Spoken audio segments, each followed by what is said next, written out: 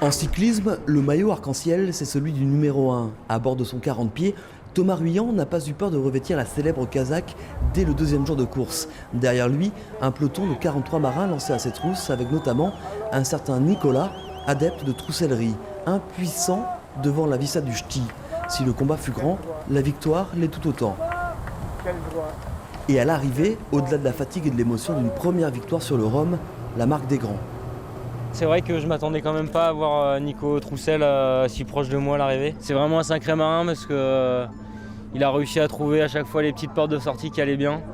Et en tout cas chapeau parce que je donnais pas cher de sa peau quand il est parti dans le sud. J'étais là, bah, chic, c'est bon, un de moins.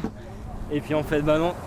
On l'en savait capable malgré une route sud peu porteuse d'espoir. Et pourtant, Nicolas Troussel l'a entretenu jusqu'au bout. Une course-poursuite longue et éprouvante, avec au bout une seconde place pour le double vainqueur de la Figaro. Je me voyais bien plus mal que ça. Je me suis battu pour faire un podium déjà à la base. Et puis j'ai vu que je pouvais aussi jouer la deuxième place. La première place c'était un peu plus compliqué je pense parce qu'il va bien quand même. 4000 milles et une traversée de l'Atlantique qui se termine par de la régate. Au bout, 4 minutes de différence et la troisième place pour Yvan Noblet, noble vainqueur du duel avec Samuel Manuard. Les autres marathoniens du large n'en ont pas encore fini. Un ciel chargé comme la météo des prochains jours, la Guadeloupe s'apprête à vivre un déluge d'arrivées.